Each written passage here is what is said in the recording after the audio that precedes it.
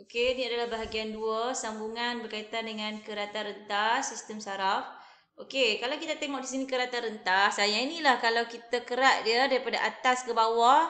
Okey, kita pisahkan macam nilah. Cikgu beritahu kamu. Okey, contoh ni sistem saraf. Kita buat kerata rentas. Kita memisahkan atas dan bawah.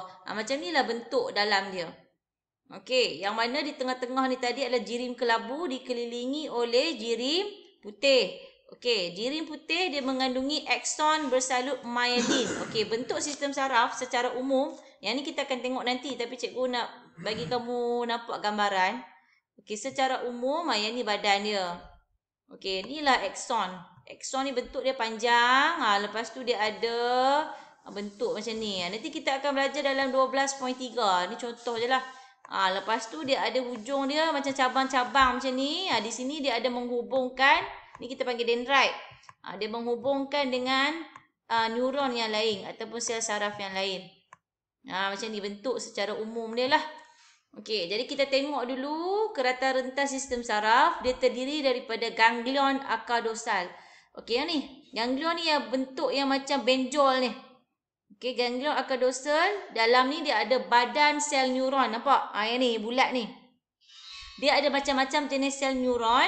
Okey, yang ni dia punya badan dia di tengah. Okey, jadi badan sel neuron terkumpul dalam ganglion akar dorsal. Okey, kemudian ini kita namakan seluruh ni kita panggil akar dorsal. Yang mana akar dorsal ni mengandungi akson neuron deria. Yang ni akson. Nampak? Yang ni yang panjang-panjang ni akson. Akson neuron deria yang menghantar impas saraf dari reseptor deria ke saraf tunjang. Daripada sini, ni kita adalah impas lah ni yang warna anak panah ni. Okey, anak panah ni impas saraf dari reseptor deria ke saraf tunjang. Di sini nampak dia bawa maklumat tu ke sini. Lepas tu dia hubungkan dengan neuron geganti. Yang ni neuron deria. Okey, kemudian kita ada pula neuron geganti. Lepas tu dia hubungkan pula dengan neuron motor. 3 jenis neuron. Okey, neuron motor pula dia akan hantar kepada efektor lah.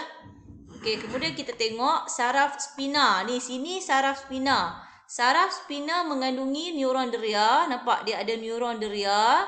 Okey, neuron deria dan juga neuron motor. Okey, kemudian ini neuron motor.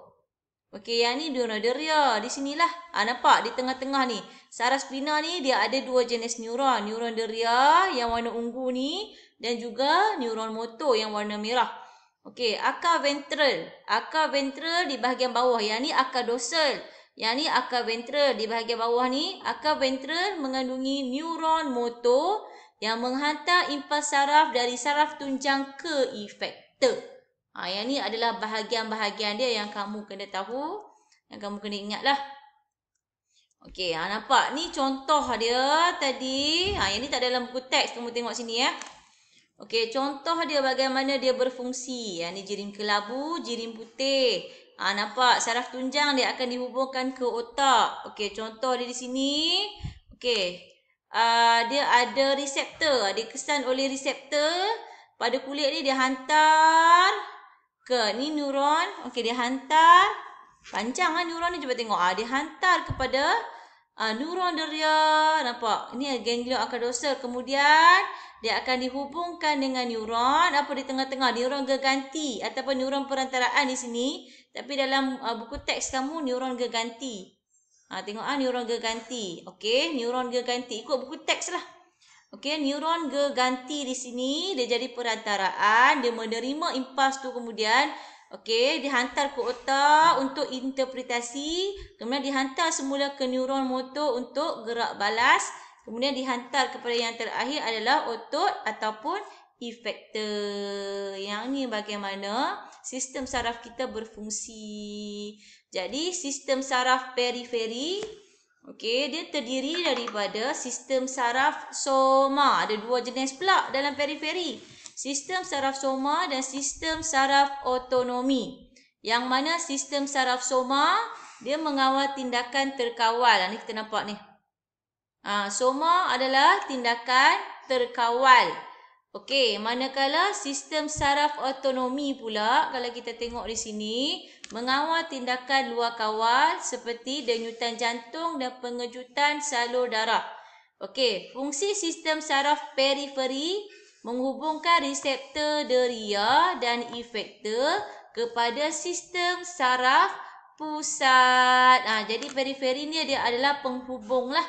Okey, yang mana dia menghubungkan reseptor deria dan efektor kepada sistem saraf pusat. Yang mana, okey, ulangan balik, sistem saraf pusat dia terdiri pada otak dan juga saraf tunjang.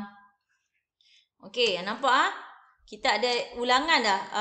Kita ada dua jenis sistem saraf pusat dan sistem saraf periferi. Sistem saraf pusat terdiri daripada otak dan juga saraf tunjang. Okey, sistem saraf periferi terdiri daripada dua juga, sistem saraf soma dan juga sistem saraf autonomi. Yang mana sistem saraf soma dia mengawal tindakan terkawal. Okey, manakala sistem saraf autonomi mengawal tindakan luar kawal. Okey, dalam sistem saraf soma dia ada saraf kranium dekat kepala dan saraf spina yang berhubung dengan saraf tunjang. Okey, jadi itu sahaja untuk 12.2. Kita akan berjumpa lagi minggu hadapan insya-Allah. Okey, sekian, terima kasih. Assalamualaikum.